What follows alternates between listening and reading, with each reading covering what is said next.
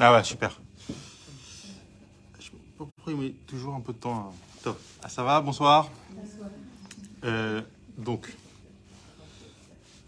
euh, on reprend. Après le dernier cours, c'était super intensif. Qu'est-ce qu'il y a? Sans transition. Euh, c'est bon, tout le monde a un livre? Ok, super. Bon. Je me suis mis comme objectif de finir le 4e chapitre. C'est la 5e fois que j'essaye. Mais ce soir, je suis obligé, il faut qu'on passe aux autres sujets. Il y a des sujets passionnants qui nous attendent. Lors du dernier cours, en 2 mots, on avait posé la question, comment, si Dieu est infini, comment est-ce qu'on me dit que Dieu, je le retrouve dans des actes qui sont on ne peut plus définis? Je dis on ne peut plus définis parce que tous les livres de loi juive ont pour but de définir les mitzvot. Quand, combien, où, euh, toutes les choses qui définissent dans le temps et dans l'espace les mitzvot. Un loulav qui est courbé, si sa courbe elle est trop accentuée, il n'est pas cachère. Un boîtier de tefilin, s'il n'est pas carré, c'est des formes géométriques, s'il n'est pas carré, ce n'est pas cachère. On dit comment est-ce que Dieu qui est infini, qui est tout et tout est lui, etc., comment est-ce que ça se connecte? Comment est-ce qu'on fait le lien entre cette chose qui est pas seulement définie, mais méticuleusement et des fois même sur les détails? Comment est-ce que Dieu, qui est tellement grand, s'intéresse à ce genre de choses? Et on avait expliqué, c'est quoi la vraie grandeur? La vraie grandeur, c'est pas de n'être concerné que par les grandes choses. Parce que si je dis que Dieu est concerné par certains grands sujets et pas par des petits détails, ça voudrait dire qu'il y a quelque chose qui est à sa mesure. Par exemple, les choses importantes, la couche d'ozone, ça c'est intéressant, c'est un grand sujet. La couche d'ozone, ça le concerne. Mais la manière dont je me mets lacet, c'est pas censé le concerner. Donc je suis en train de dire que la couche d'ozone, c'est du même rang, c'est quelque chose qui touche plus ou moins Dieu. En réalité, Dieu, étant donné qu'il est absolument infini, et il n'est pas que infini, on avait dit ça, il n'est pas que infini, il est indéfini, c'est-à-dire il n'est pas infini, il n'est pas défini, on peut juste pas le définir, il n'y a rien qui puisse le définir. Parce que si je dis qu'il est infini, je le définis. Et l'infini, il a le défaut de ne pas être défini. C'est-à-dire, par définition, c'est quoi l'infini? L'infini, c'est quelque chose qui ne s'arrête jamais. On avait cité Berlioz, qui dit « l'infini, c'est long, surtout vers la fin ». Et ça décrit l'incapacité de l'esprit humain à saisir ce que c'est l'infini. On croit que l'infini, c'est un grand chiffre. Plus, plus, plus. Non, l'infini, c'est pas plus. L'infini, c'est quelque chose que l'esprit humain ne peut pas saisir. Et l'infini ne s'arrête jamais. Alors, s'il ne s'arrête jamais, à quel moment il laisse de la place pour l'existence du monde? Donc on a expliqué que Dieu, il n'est pas que infini, il est aussi infini. Il y a un aspect de Dieu qui est infini. Il y a un aspect de Dieu qui est défini. En réalité, Dieu lui-même, il est au-delà de toutes ces définitions. On ne peut pas définir Dieu. Et Dieu a choisi de prendre sa volonté et sa sagesse et la rentrer, la contracter pour la faire rentrer dans une boîte. Cette boîte, ça s'appelle le judaïsme. C'est les 613 mitzvot. Donc si je prends cette boîte et que je l'ouvre et que je fais ce qu'il y a dedans, je touche Dieu, je saisis Dieu. Parce que Dieu c'est rentré là, Dieu c'est rentré là-dedans. Donc quand je mets les téphilines, je m'annule à Dieu, parce que ces téphilines, c'est le résultat de la volonté de Dieu. Comment on sait qu'il faut mettre les téphilines?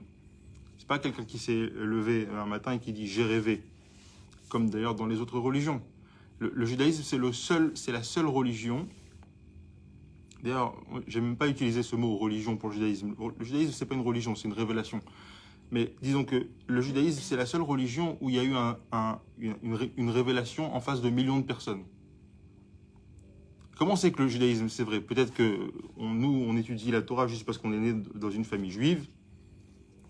Mais si on était né dans une famille, les Havdil, catho ou musulmane, peut-être qu'on serait en train d'étudier autre chose ce soir.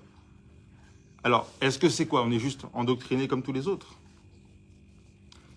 Et la réalité, c'est que c'est très très différent pour le judaïsme. Parce que, comme j'ai dit, le judaïsme, c'est la seule religion qui a été dévoilée devant des millions de personnes.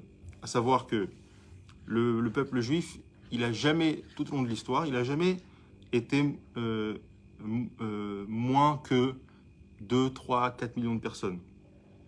Aussi loin qu'on peut remonter dans l'histoire, c'est minimum 600 000 hommes. 600 000 hommes, si on rajoute les femmes et les enfants, on est à 2 millions, 3 millions, 4 millions. Maintenant, si on dit que c'est quelque chose, c'est une petite parenthèse, mais c'est important. Si on dit que, oui, mais d'accord, c'est à un moment de l'histoire qu'on a inventé cette histoire, d'accord? C'est une invention, mais à quel moment de l'histoire on l'aurait rentré, cette histoire? Parce que le peuple juif, aussi loin qu'on remonte, il fait toujours des millions de personnes. Donc à un moment donné de l'histoire, il faut que j'arrive devant des millions de personnes et que je leur dise, ah, vous savez, au fait, j'ai une super histoire, c'est quelque chose que vos ancêtres ont vécu, ils sont sortis d'Égypte, etc. Et après, ils sont allés dans le désert, après ils sont sortis. Et puis du coup, on a des contraintes du matin jusqu'au soir parce que j'ai une super histoire. Déjà, quand il y a deux juifs entre eux, ils ne savent pas se mettre d'accord. Alors, convaincre des millions de personnes de cette histoire, en plus, en sachant que cette histoire, elle est super contraignante.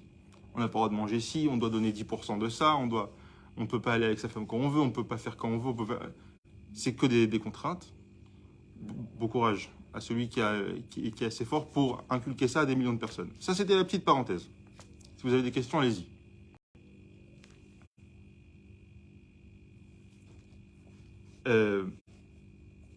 Donc, on avait parlé du fait que Dieu, il prend sa sagesse et sa volonté et il la rentre dans quelque chose qui est totalement défini, qui est tout petit, qui s'appelle la Torah et les mitzvot. Je dis tout petit, en réalité, c'est immense. On dit que connaître toute la Torah, c'est quasiment impossible parce qu'il y a toujours plus de profondeur, etc. Mais comparé à l'infini, tout est petit.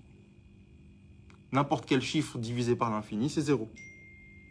Ok?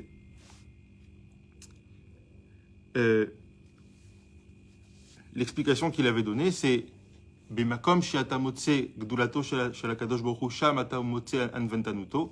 Il disait qu'en réalité, la vraie grandeur de Dieu, c'est justement de pouvoir être grand ou de pouvoir être petit. C'est ça la vraie grandeur. La vraie grandeur des gens. On avait parlé de ça aussi. C'est quoi la vraie grandeur? C'est des gens qui rendent les gens autour d'eux petits. Est-ce que la vraie grandeur, c'est d'être plus grand que les autres? C'est-à-dire, je suis grand parce que les autres sont petits? Ou est-ce que la vraie grandeur, c'est au contraire, élever tout le monde avec soi? Ça, c'est le genre de grandeur de Dieu, si on peut dire. Bonsoir. Maintenant qu'on sait tout ça, accrochez-vous parce qu'on va jeter un pavé dans la mare. Bonsoir, Madame Sebag. Pas de problème. Je voudrais juste dire que le chiour, il est pour l'élévation de l'âme d'un ami qu'on a perdu cette semaine, Georges Nissim Ben Mahana. C'est un ami de très longue date de mon beau-père, qui est une bonne santé, et que mon beau-père ait une bonne santé. Celui qui est décédé, qu'il ait une élévation de l'âme. Et pour la refouach lema de notre amie Madame Mimoun, qu'elle ait une bonne récupération et que tout aille bien, Bezrat Hashem. Ok. Alors.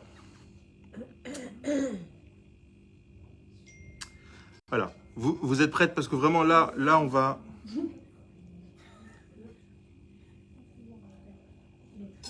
Oui.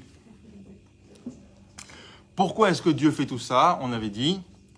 Parce que sinon, il n'aurait pas de relation avec nous.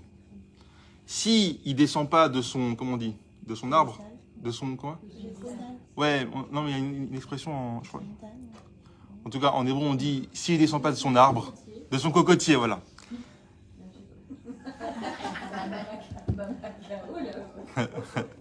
Je fais exprès d'utiliser des expressions pour qu'on puisse se connecter aux choses, sinon c'est... Mais s'il ne descend pas de son cocotier de l'infini, il n'y a pas de relation avec nous. Nous, on est là, lui, il est là-bas, et puis voilà, c'est tout, ça s'arrête là. Or, s'il veut une relation avec nous, et c'est pour ça qu'il a créé le monde, il est obligé, entre guillemets, il est obligé de rien, mais c'est ça qu'il fait, de descendre de son cocotier de l'infini et de rentrer dans la dimension du défini. Ok. Et maintenant, on peut comprendre, et là, accrochez-vous, parce que la phrase qui suit, ça change toute la manière de voir le judaïsme. On a déjà changé plusieurs fois la manière de voir le judaïsme, n'est-ce pas? c'est pas ce qu'on croyait. Ouais. Mais là, ça va changer encore plus. Grâce à tout ce qu'on vient d'apprendre, on peut enfin comprendre quelque chose qu'on dit tous les ans dans Pirkei Avot, les maximes de nos pères, mais que sans ça, on ne peut pas comprendre. Il y a marqué Yafa sha'achad b'tshuva u'ma'asim tovim mikol chaye olam haba. Il est plus beau, il est plus délectable, ou il est plus beau. Une heure de bonnes actions et de tchouva dans ce monde, Ba'olam Hazé, plutôt que l'éternité dans le Olam Haba, c'est-à-dire dans le Gan Eden, au paradis. Maintenant, cette phrase sans Tanya, elle n'a pas vraiment de sens. C'est-à-dire, on peut lui donner un sens, mais qui est très limité. C'est-à-dire, on apprend, dans la Gemara, partout, que c'est quoi la différence entre ce monde, le monde où on vit, et le paradis? C'est que dans ce monde-là, on peut encore changer les choses, on peut encore faire des mitzvot, on peut encore marquer des points. Une fois qu'on arrive là-bas, c'est fini. On est jugé, et puis c'est fini. Bon, très bien, super. En réalité, c'est beaucoup plus profond que ça.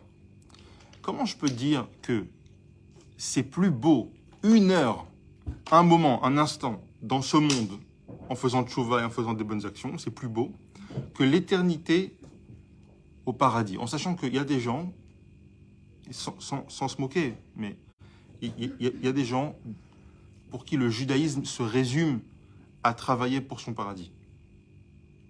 Est-ce qu'on est connecté avec Dieu? C'est un moyen de pouvoir... C'est dommage. On est connecté, Parce qu'il y a un travail à faire ici, si tu penses déjà après d'avoir fait ce qu'on doit faire. Il y a une connexion, mais on va voir, c'est pas le même type de connexion. Que pour l'organiser. On va voir quel... Est-ce qu'on peut lui donner ou si on fait une heure de... Moi, je connais un travail que pour... Ouais, oui, vous dites? On peut lui donner aujourd'hui. On peut lui donner. On ne pourra pas lui donner, on va plus... En réalité, c'est plus que ça. Je dis qu'on n'a pas le temps au Gan Eden, c'est facile entre guillemets, puisqu'on est dans un environnement qui est spirituel. Un monde de mitzvot et de rouillotte. Ici, on est sollicité de Yetzirara dans tous les sens. C'est un monde purement spirituel. Le paradis, c'est un monde spirituel. Super, pas de problème. Pas de problème. Très bien. C'est l'anaïm qui je suis en train d'écrire, mais c'est... Pas de problème. Et c'est pas que dommage. Quand le judaïsme se résume à son Olam Haba, à son paradis, c'est pas que dommage. C'est aussi égocentrique. Parce qu'en réalité, qu'est-ce que je suis en train de faire? Je travaille pour moi. Et donc, qui je sers?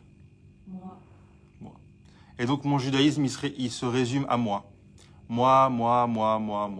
Alors, c'est un moi un peu spirituel, puisque c'est le paradis. Je ne travaille pas pour un hamburger, je ne travaille pas pour une Mercedes, je travaille pour le paradis, c'est super. Mais c'est moi. Ça reste moi. Je travaille pour moi. Quand j'ai commencé à étudier le Tanya avec un de mes meilleurs amis, on a quasiment grandi ensemble. C'est quelqu'un qui étudie beaucoup depuis de longues années. Il a toujours eu une réticence pour étudier la Chassidut et le Tanya. Au début, il n'était pas trop dedans. Bon, on a commencé à étudier. C'est lui qui m'a demandé, moi je n'ai pas proposé. Et quand on est arrivé à ça, je crois qu'il a failli s'évanouir. Il m'a dit, je ne comprends pas, ça contredit tout ce que j'ai toujours appris. Qu'on est censé se battre pour aller au Olam Haba et que ceux qui ne se battent pas pour ça, c'est des Rechaim. Et que ce monde-là, c'est uniquement un corridor pour voir si on va faire les bonnes choses, mais la vraie vie, c'est dans le paradis. Et je lui ai dit ce que je viens de vous dire, qu'en réalité, il n'y a rien de plus égocentrique. Mais en même temps, Dieu n'en a pas besoin, c'est pour nous qu'on vit.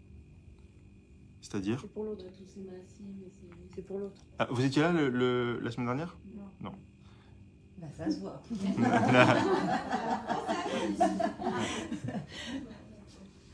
Ça aussi, c'est une déformation des choses. Tout ce qu'on fait, en fait, c'est pas tout ce qu'on fait. Si nous existons, c'est pas pour nos besoins. Et la preuve, c'est que avant d'exister, on n'avait pas de besoin. On existe pour les besoins de celui qui nous a créés. Besoin, envie, appelons ça comme on veut. Mais étant donné qu'on ne s'est pas créé tout seul, on n'existe pas pour nos propres besoins. On existe parce que quelqu'un nous a créés, et ce quelque chose, nous a créés pour un but. Sans rentrer maintenant de quoi, comment. Il nous a créés pour quelque chose. Parce que personne ne fait rien pour rien. À moins que ce soit un sadique qui s'ennuie et qui est complètement fou. Mais c'est pas possible. C'est inimaginable. Okay. Donc, il nous a créés pour quelque chose, pas pour nos besoins. On ne vit pas pour nos besoins. Ça aussi, c'est un pavé dans la mare. On ne vit pas pour nos besoins, même pas nos besoins spirituels. Oui, j'entendais que spirituel, mais à son tour, mais les mitzvot, on les faisait pour nous. Mais alors, c'est sûr qu'un besoin spirituel, c'est plus raffiné qu'un besoin matériel. Mais ça reste un besoin. Et donc, moi. Il s'agit de moi. Donc, quelqu'un qui étudie la Torah seul, par exemple, il n'a pas le droit de prendre du plaisir? C'est pas du tout ça. Non, c'est pas ça qu'on a dit. C'est pas ça qu'on a dit. Mais le judaïsme, c'est quelque chose qui m'aide à sortir de moi, pour me connecter à Dieu. Donc un judaïsme où il s'agit que de ce que je vais gagner de ça, c'est pas du judaïsme. C'est de l'égocentrisme. C'est de l'égocentrisme raffiné, si on veut, c'est de l'égocentrisme. J'entendais une histoire, il y a eu une conférence la semaine dernière sur des familles dont les enfants, des familles ultra-orthodoxes dont les enfants ont quitté le chemin. Et il y avait un papa, c'était un grand rosh yeshiva, ultra-orthodoxe, etc. Et le fils, il n'en pouvait plus, il a quitté le chemin, le pauvre. Et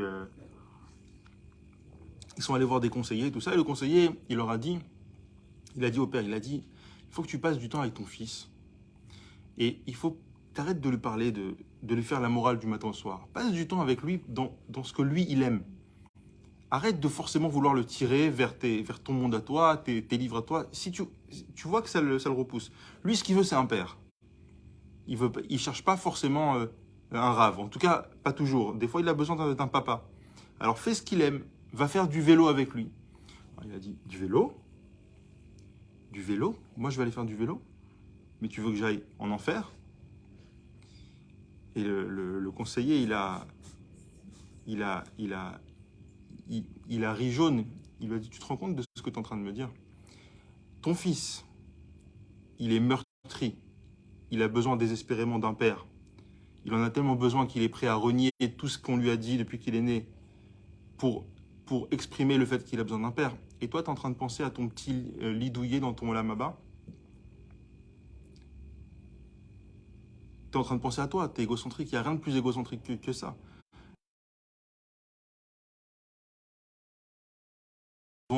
Et de nous. C'est ça qu'il est en train de dire. Et c'est pas la Chassidoute qui a inventé ce message. C'est le Pirkei Avot qui le dit. Et maintenant qu'on a compris ça, on ne peut pas comprendre Pirkei Avot autrement. Yafa sha'achad bitshuva umasim tovim ba'olam hazeh mikol chaye olam haba. C'est plus beau un instant de bonnes actions dans ce monde-là que l'éternité dans le olam haba. Pourquoi? Parce que dans le olam hazeh, c'est nous qui pouvons servir Dieu. Et dans le olam haba, c'est Dieu qui travaille pour nous. Pourquoi c'est Dieu qui travaille pour nous? Parce que dans le olam haba, on ne peut rien faire pour lui. On lui sert à rien. Donc, on sert à rien. Si on lui sert à rien, c'est qu'on sert à rien, puisqu'on a été créé par lui. Donc, on sert à rien à celui qui nous a créés quand on est dans le olam haba. Pourquoi? Très bonne question.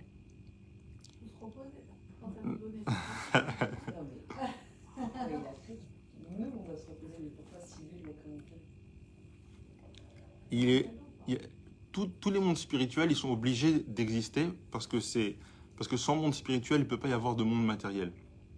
Entre Dieu et un monde matériel, il faut qu'il y ait quelque chose. Or, quand on tire sa référence au monde matériel, il faut bien qu'on aille quelque part en attendant qu'il se passe quelque chose. À part ça, c'est une récompense, le Olam Haba.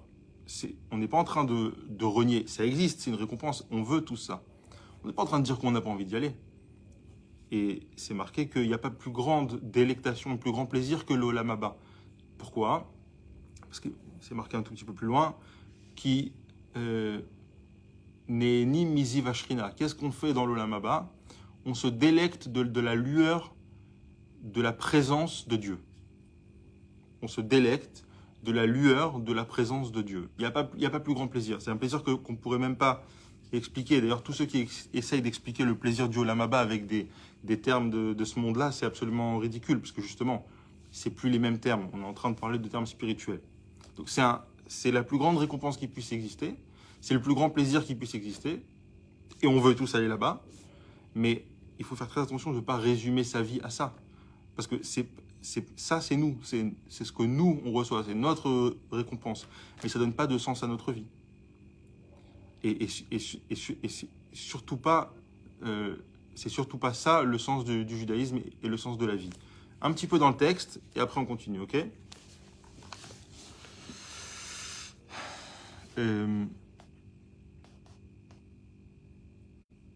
Velachen, alors c'est Hamoud, c'est page tête, c'est-à-dire en face de la page 16, il y a la page tête. Vous voyez? Et c'est la deuxième ligne, juste après le point. Velachen amru yafa sha'achat bitshuva umasim tovim ba'olam hazeh mikol chaye olam haba. Ki olam haba hu sheneheni miziv השכינה, שהוא תענוג ההשגה, ואי אפשר לשום נברא אפילו מהעליונים להשיג, כי אם איזו הערה מאור השם. ולכן נקרא בשם זיו השכינה. אבל הקדוש ברוך הוא בכבודו ובעצמו לית מחשבה תפיסה בכלל, כי אם כאשר תפיסה ומתלבשת בתורה ומצוותיה, אזי היא תפיסה בהן. Donc on a dit, l'olam haba c'est quoi? C'est neheni miziv השכינה. On se délecte de quoi? Pas de Dieu. Pas de Dieu. De la lueur de sa shrina, c'est-à-dire de sa révélation. Mais c'est pas lui. Il ne s'agit pas de lui. Il s'agit d'une lueur, il s'agit d'une lumière, il s'agit d'un comment on dit, un rayon, un rayonnement. Et c'est pas lui. C'est pas lui. Non. À quel moment? Vous voulez savoir? Ici. Et oui. Quand on fait une mitzvah, c'est lui qu'on saisit. Et là, la question, mais pourquoi on s'empare? Avec quel sens vous voudriez sentir Dieu? Le toucher? Il a un corps? Mais c'est intérieur, c'est...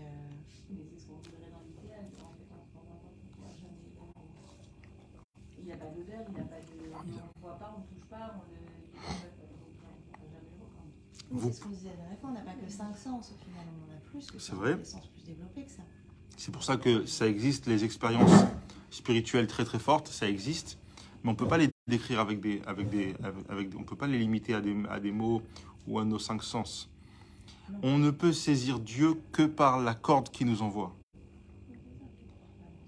Donc on ne saisit pas Dieu avec nos sens, on saisit Dieu, avec sa volonté, avec sa sagesse. Ok? C'est profond, hein? Comment tu t'appelles? Margot. C'est profond? Ok. Qu'est-ce qui se passe dans l'Olam Haba? On se délecte de la lueur de Dieu.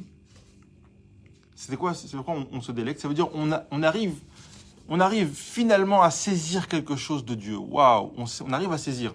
Dans le paradis, on peut saisir. On comprend? On comprend. Exactement. On comprend quelque chose. On comprend la lueur de Dieu. On peut voir la lueur de Dieu. On peut la palper, on peut la sentir. Sa lueur.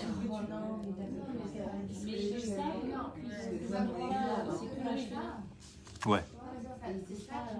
Si, ils désirent aller plus haut. Mais eux, ils savent que le plus haut, c'est ici. Ouais. Donc la finalité, elle est un peu égocentrique aussi. Tu dis, tu as retrouvé les gens que tu as perdus. Ah, moi, c'est que ça. C'est ça. C'est ça. Bah oui, c'est marrant. Et comment on sait qu'il y a vraiment C'est pas très compliqué. Il y a une lettre du rabbi qui explique des choses très facilement. Dans le monde physique, les lois de la physique, elles disent que rien ne se perd et rien ne se crée. C'est Lavoisier qui disait ça? Ah, ne regardez pas, je n'ai pas celle-là. Ok, je crois que c'est Lavoisier. Vous pourrez me fact-check après. Oh, je l'ai fait. Dans le monde physique, dans la réalité biologique et physique, rien ne se perd, rien ne se crée, tout se transforme. C'est-à-dire quoi?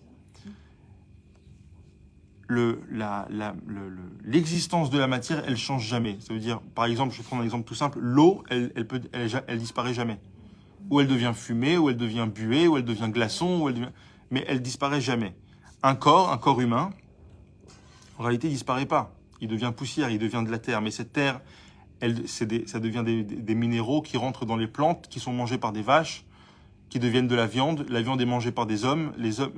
Cette viande, elle devient des cellules humaines. Donc, on voit que rien ne se perd.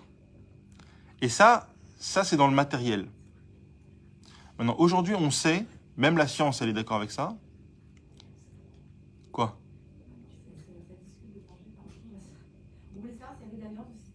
C'est par V. Ouais.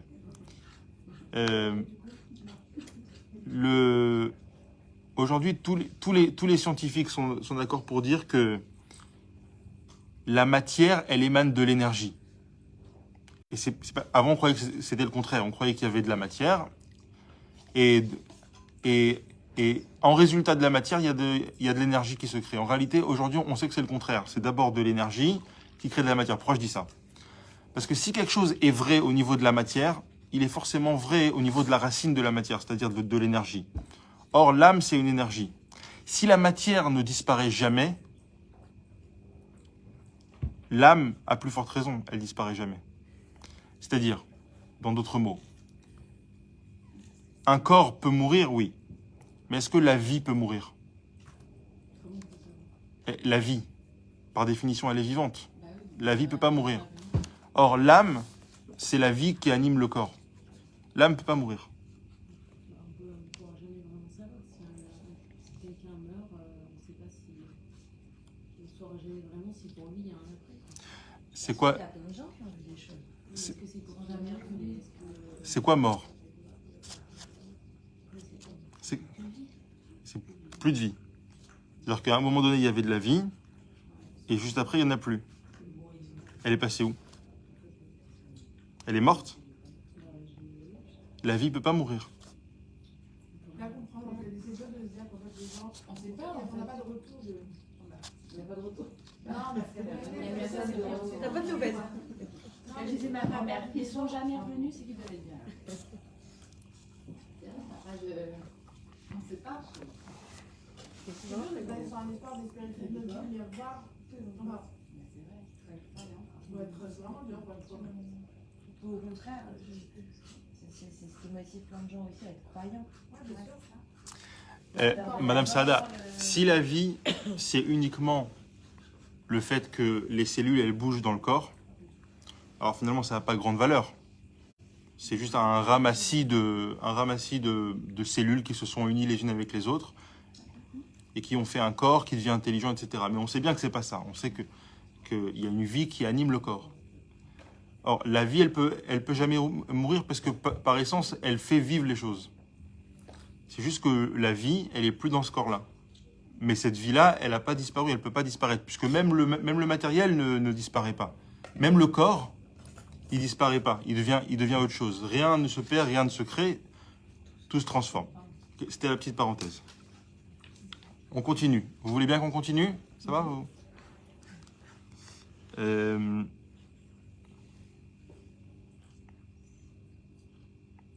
Maintenant, on a dit comme ça. Donc, on a dit, le Olam Haba, c'est quoi?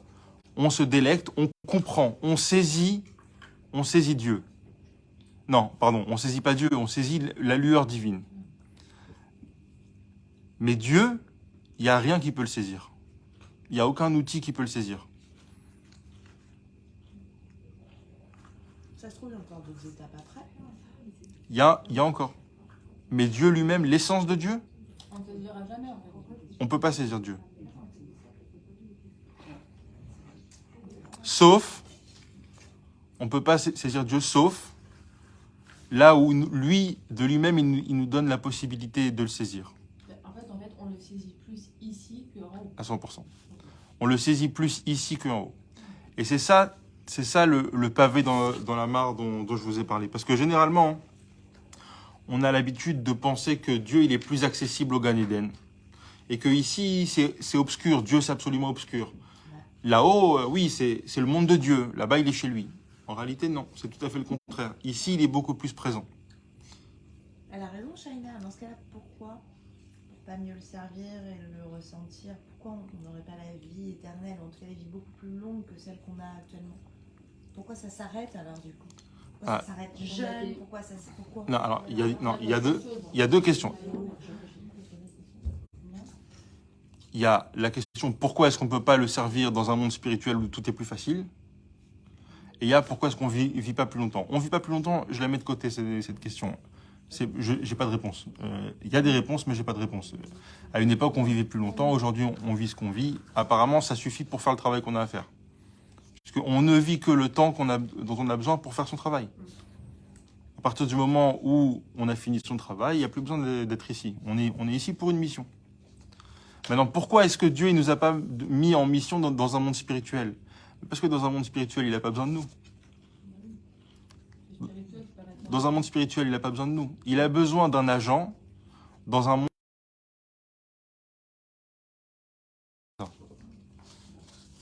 Ok? Non, pardon. Mais tout à l'heure, moi, c'est toujours le truc, on arrive dans la vente, mais ça m'a toujours pas débloqué là-dessus.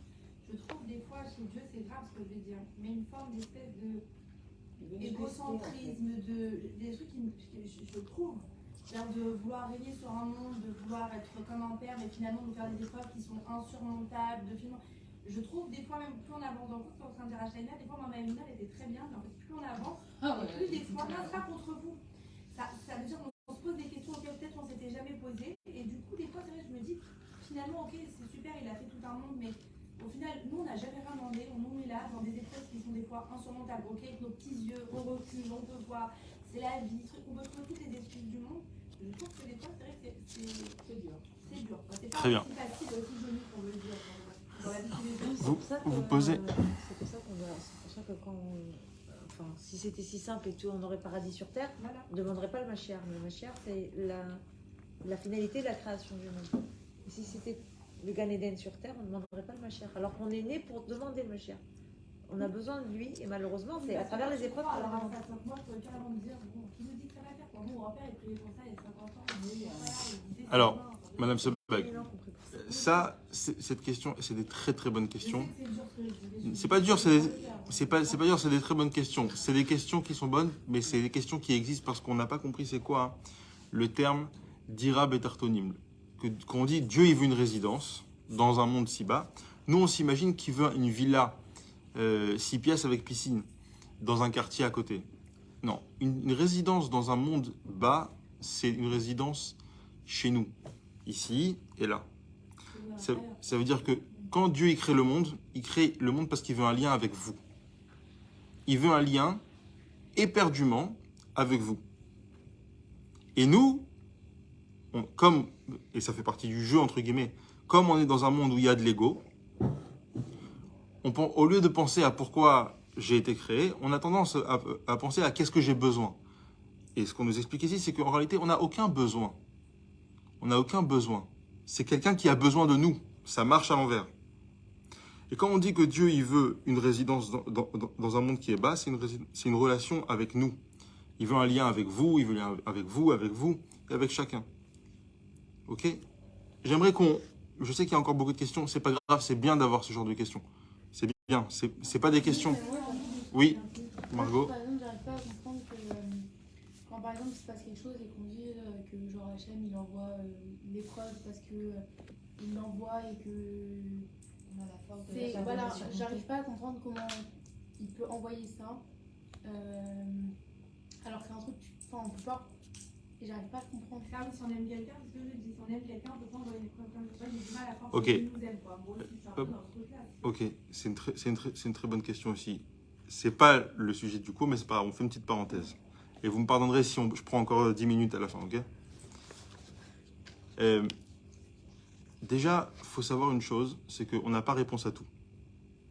C'est-à-dire que si vous allez voir quelqu'un et qu'il vous dit qu'il a réponse à tout, sauvez-vous en courant. Il faut un tout petit peu d'humilité et savoir qu'on n'a pas réponse à tout. Dans des sujets les plus simples qui existent, on n'a pas réponse à tout non plus. Alors, les sujets de quel est le sens de la vie et quelles sont les profondeurs de l'existence, forcément, on n'a pas réponse à tout. Cependant, il y a une histoire qu'on lit tous les matins. Les hommes qui vont à la Sina, en tout cas, ils lisent ça tous les matins. C'est Akedat Yitzhak, que Dieu demande à Abraham. Alors là, pour le coup, pour une histoire tordue, en voilà une. Ah ouais, Voilà, pour moi, c'est la pire. il demande à Abraham de sacrifier son fils unique. Enfin, le fils qui était censé reprendre le flambeau du judaïsme, etc. Et il lui dit, je veux que tu le tues. Et Abraham, il le fait. Il a une grande émouna. Il sait qu'il a confiance en Dieu. Il sait qu'il n'est pas là pour ses besoins à lui. Il est là pour faire ce qu'on attend de lui. Il y va, il prend son fils. Et bref, à la fin, l'ange se dévoile. Il dit non, c'était juste un test, etc. Pourquoi lui, il fait ça? Vraiment, là pour le coup, ça fait vraiment sadique. Ouais. Vraiment sadique. C'est un peu tordu. Et qu'est-ce qu'il lui dit Dieu? Ve'ata yadati ki yare Elohim ata. En réalité, Dieu, il lui dit maintenant je sais que tu crains Dieu. Pourquoi? Il ne le savait pas avant? Il le connaissait avant. En fait, Dieu, il le savait, Margot. Dieu, il le savait. Dieu savait qu'il était capable. Mais qui ne le savait pas? Abraham. Souvent, c'est justement par les épreuves qu'on découvre qui on est. Maintenant, pourquoi c'est important de découvrir qui on est? Parce que quand on découvre qui on est, on peut mener à bien sa mission. Si on ne découvre pas qui on est, si on pense qu'on est une petite personne toute sa vie, alors on ne mènera pas à bien sa mission. On va se limiter à des petites choses. Et des fois, et on le souhaite à personne, et personne ne veut avoir des épreuves. Mais des fois, c'est ces épreuves-là qui nous font découvrir qui on est. Pourquoi ça arrive? Pourquoi lui et pas un autre? On ne sait pas. Et il faut l'humilité de savoir dire, je ne sais pas. Même Rachid, des fois, il dit, Eini Yodea, je ne sais pas. Parce que les gens qui ont des épreuves, et c'est vrai que grâce à ça, ils vont faire tchouva, etc. Il y a des gens, au contraire, Ce qu'ils vont en faire, c'est le libre arbitre. Mais ce que ça peut les amener à faire, ça c'est parfois un cadeau. Encore une fois, on souhaite découvrir qui on est sans passer par des épreuves. Généralement, les gens qui réussissent le mieux dans la vie, sans rentrer maintenant dans la philosophie profonde, les gens qui réussissent le mieux dans la vie, c'est pas des gens qui ont une vie simple. C'est pas des gens qui ont une vie simple. Moi, j'adorais les biographies. Je lisais beaucoup de biographies des hommes d'affaires ou tout plein de trucs. À chaque fois, c'est des histoires tragiques. À chaque fois. S'il n'y a pas une souffrance, s'il n'y a pas une brisure à un moment donné, la personne ne découvre pas qui elle est. Steve Jobs, si ça se trouve, il aurait fini à travailler dans une pompe à essence. S'il n'avait pas eu ces souffrances, il a été adopté, il le savait, il n'a pas une vie facile. Ouais. Ouais. Ok. C'est la base. Attendez, il y a l'épreuve. L'épreuve, c'est la perte de quelqu'un, une épreuve. La maladie, la perte de quelqu'un, une épreuve. Ok. Mesdames, avec votre permission, on continue parce que je veux vraiment finir et on attaque le 5e chapitre. Donc, pour résumer tout ce qu'on vient de dire, c'est que, étant donné que dans tous les mondes spirituels qui existent, qu'est-ce qu'on peut saisir? C'est vrai qu'on peut saisir. D'un côté, je peux saisir, c'est génial parce que je saisis quelque chose. Mais qu'est-ce que je saisis? Quelque chose. Pas Dieu lui-même, c'est quelque chose. Alors pour moi, c'est génial parce que je peux enfin me délecter, je peux enfin saisir et profiter de la chose. Mais dans ce monde-là, en effet, je sens rien. Ou presque pas. Quand je mets les tefilines, je sens presque rien. Ou rien des fois. En effet, quand je fais Shabbat, des fois je sens rien. Des fois, j'ai même pas envie de le faire. Mais étant donné que Dieu a décidé de se mettre dedans, de mettre son âme, entre guillemets, dans ces choses-là, quand on les fait, on saisit Dieu. Et donc, de par cela, Dieu est beaucoup plus présent dans ce monde-là que dans les mondes spirituels. Ok? Si vous avez des questions sur ce sujet-là, on y reviendra, Bezrat Hashem. Le 4e chapitre, il finit par dire que, étant donné que Dieu a habillé sa volonté dans ces mitzvot-là. Les mitzvot, c'est comme des habits, des vêtements. Et quand je saisis quelqu'un, il dit ici,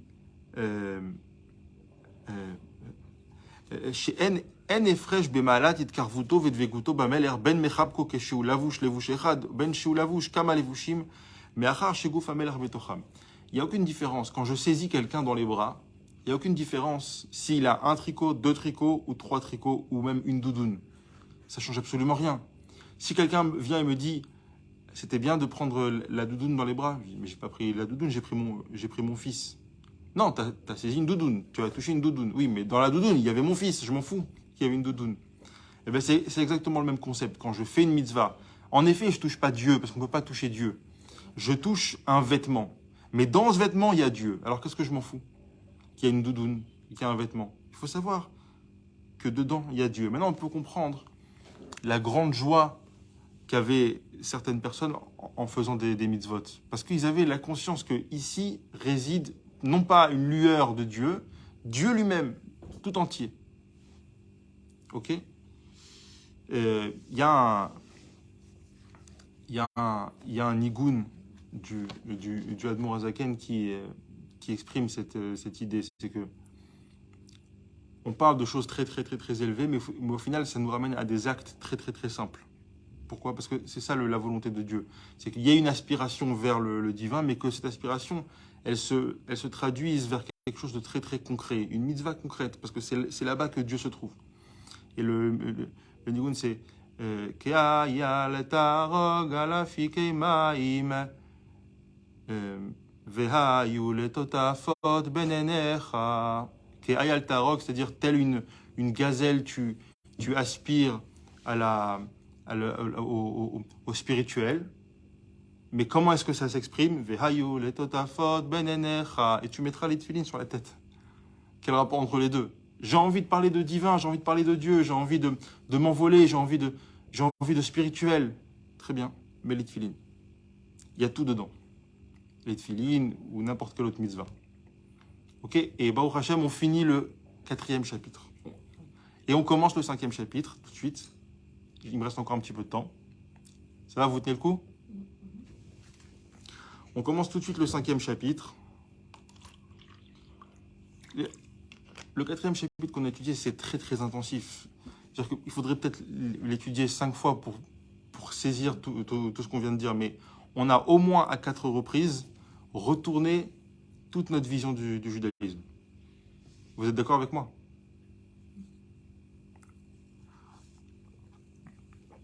Le 5e chapitre, il va faire la différence. Il va parler de la différence qu'il y a entre les mitzvot et l'étude de la Torah. Dans les deux, il y a Dieu. Donc, dans les deux, je saisis Dieu. Pour ce qui est de Dieu, c'est pareil. Mais, pour ce qui est de l'expérience humaine, il y a une grande différence. Parce que, quand je fais une mitzvah, et on avait parlé de ça, d'ailleurs, ça avait beaucoup dérangé Madame Sebag, quand je fais une mitzvah, ça ne va pas forcément me changer.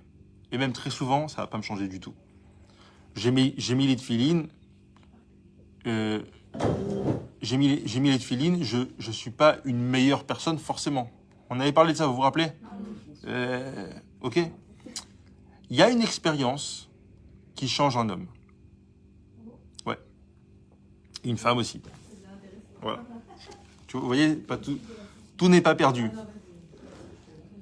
Tout n'est pas perdu. Bah, elle parle avec expérience.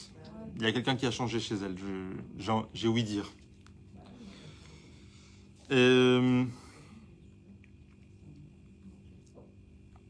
Donc, il y a dans l'étude de la Torah, il y a une certaine intensité de l'expérience qu'il n'y a pas dans les mitzvot. Encore une fois, je précise, intensité de l'expérience. L'expérience, c'est notre expérience. Pour Dieu, c'est pareil. C'est-à-dire que Dieu, il est autant dans les mitzvot que dans l'étude de la Torah. Mais pour nous, l'étude de la Torah, c'est différent. Dans le texte, je vais lire un petit peu, après je vais essayer de l'expliquer. ולתוספת ביור בהיר היטב לשון תפיסה שאמר אליהו לעת מחשבה תפיסה בך, והנה כל שכל כשמשכיל ומסיק בשכלו איזה מושכל, הרי השכל תופס את המושכל ומקיפו בשכלו, והמושכל נתפס ומוקף ומלובש בתוך השכל שהשיגו והשכילו, Vegam asechel melubash bamuskal besha shemasigo vetofso besirlo.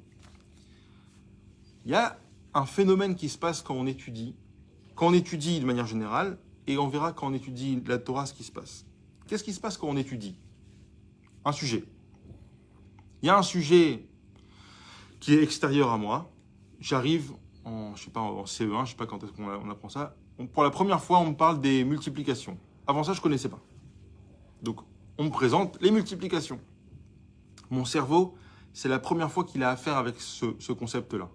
Avant ça, c'était deux choses totalement séparées. On me présente les multiplications, et qu'est-ce qui se passe? Mon cerveau va commencer à s'imprégner de la chose, comme une éponge qui s'imprègne d'eau. Okay, mais il va être submergé par la chose, parce qu'il ne maîtrise pas encore le sujet, n'est-ce pas? Jusque-là, ça va? Donc, il y a un premier contact, mon cerveau rencontre les multiplications, il est submergé par toutes ces nouvelles informations, et donc, on peut dire que le sujet des multiplications saisit mon cerveau. De manière générale, dans toute relation entre deux choses, il y a toujours un dominé et un dominant. Pas seulement entre deux personnes, mais entre deux choses. Il y a toujours un qui est plus grand, un qui est plus petit. Il y a toujours un dominé et un dominant. Donc au début, quand mon cerveau rencontre les multiplications, c'est les multiplications qui dominent la relation. Je suis submergé par la chose. Je découvre quelque chose. Mais ça me dépasse encore. Je ne maîtrise pas encore la chose. Deuxième étape, j'apprends les multiplications et j'apprends le fonctionnement des multiplications et j'apprends à maîtriser